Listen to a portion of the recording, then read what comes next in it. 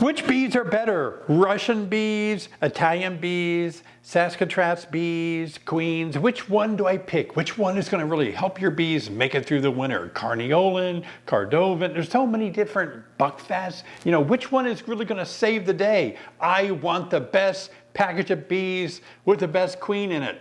And you know, people are racking their minds saying, gosh, I got to figure out which one is best. Ankle biters that can kill my mites. You know, I got to figure this out because I know there's some bees, some queens that are better than the others. And a lot of you got real excited when I showed you how to make your own queen cups for raising your own queens. And so what I thought I'd do today, let's enter into maybe a 2 or 3 part series on queens. Let's talk about queens today. It's one of the major issues. In fact, when I gave out a survey a few months ago about what you wanted me to make a video on, queens were the most important thing that you wanted to hear about. You wanted to know about raising your own queens. So first, let's just talk about that. Now, there's a lot of different types of queens that are out there, types of bees that are out there. And for a new beginner, oftentimes a new beginner really feels strongly that, oh, I gotta buy the right queen. I've heard about this one, I've heard about that one. Some are mite resistant, some are not. I wanna get the ones that are mite resistant, but I wanna get the ones that are good brood producers. I wanna get ones that are made for the north, or I wanna get ones made for the south, or I wanna get some that really make good honey, or I wanna make some that maybe in my queen operation that will help me raise queens, and which ones are gonna fit this bill? Which particular breed is gonna be best for me?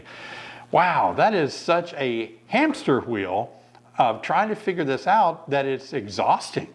And I'm going to kind of unwind this and explore this and explain it to you in a little more detail. Are there a lot of different types of bees today? You know, in the US, there's not that many different types of bees or races of bees, but I want to talk about the major ones that we hear about, the major ones that are kind of the focus of the American beekeeper.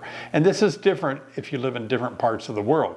But here in the US, we basically kind of boil it down to having Italians or Carniolans or Caucasians. Now, among those, there's more, but those are the kind of the major ones that we hear about. Now, wait a minute before you go crazy and say, oh, no, I know a lot more. Yeah, I know, calm down. These are the hybrids. It's like Brother Adam did a lot of work on trying to find a better queen, and so that is known as a buckfast queen. Yeah, they're still available. Also, there's a subset of Italians known as Cordovans.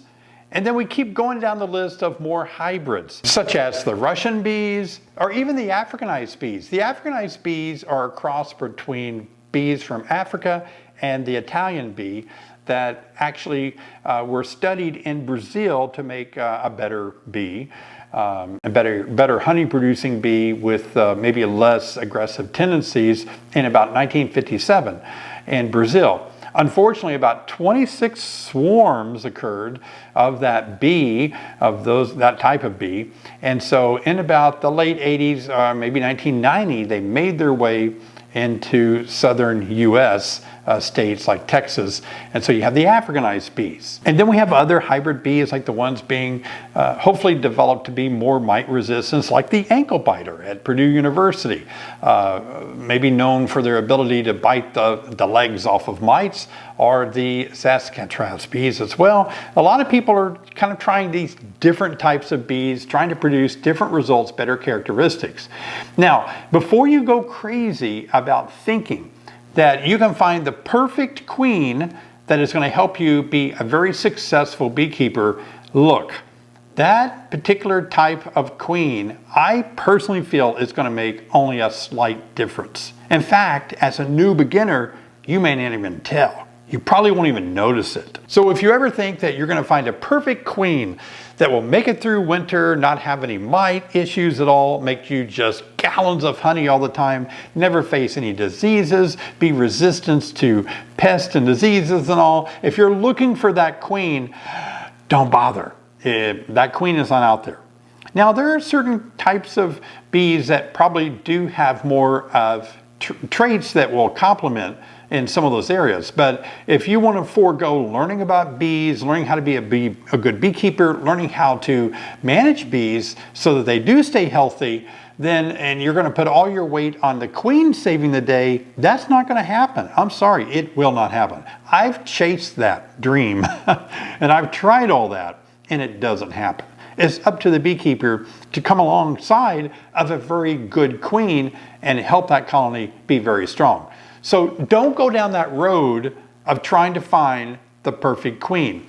Do some of these races or these hybrid, these types of bees, do they exhibit some characteristics that are helpful? Yeah, I think they can. But here's the deal with that. Let's say you bought a particular queen type that you feel the queen producer told you that it's mite resistant, or it makes lots of honey, or it overwinters well.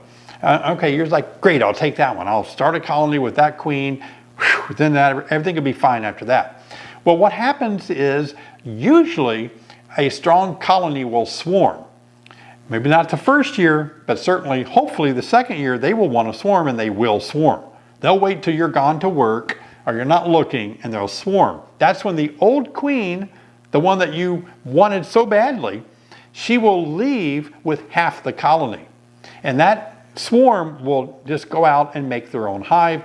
Meanwhile, there's a queen cell left behind, several of them, and they're going to raise a queen from one of those queen cells. That queen is going to fly out and mate, not with anyone from her colony, but from drones, male bees from other nearby colonies. That means that when the virgin queen comes back mated, she won't be of the same genetic traits as her mother. And so you're going to start losing all of that hope and dreams you had of having that perfect queen. So if you're a current beekeeper, you've been keeping bees for a while, yeah, you know that, boy, your queen, you know, they're going to swarm, or you're going to lose a queen. She just ups and dies, disappears. They supersede her, replace her for some reason, don't like her, they raise another queen. That queen has to go out and mate with drones from who knows where, what kind of race they're from. So you'd have this constant mixture of genetics that you can't control with haploid, diploid genetics in bees. So that you have to deal with and just come to terms with, you know what, here's what I want. I want to raise queens that are of the genetic persuasion that I like as best I can. Can you hold a line 100%, like this genetic line of bees 100%? I don't think you can unless you live on an island where you can control every bee on that island, and that you don't have any feral colonies producing drones that's going to mate with your queen, your virgin queen. So before you go pursuing all of this, think of it this way. Why not just find a queen that is outstanding in your bee yard, just wonderful, like one, I know a lot of you tell me this, guys, you're like, hey, I have this colony, they did great. Oh my gosh, they made so much honey. I did mite counts. They had like 1 mite out of 300 all year. They're just kind as can be. I can go out there and just pet them on the head. They never sting me. And I love this colony. Hey, raise queens from that colony. Don't go chasing down this dream queen that somebody's trying to tell you is going to save, you know, the world. Just, you've already got one on your property. So raise queens from that. Now, will it be 100%? No. But you will have some of the best qualities, hopefully, that are transferred down to the daughter of that breeder queen that you're going to raise more queens from for your other colonies. Now, I know some of you are new to my channel. Thank you so much. And you may not have seen the last video I did where I started this all about queen talk. Now, some of you saw it. This is about people that are just dropping in. I've got a video that I just made. If you hadn't seen this one, please check it out, and I'll see you over there.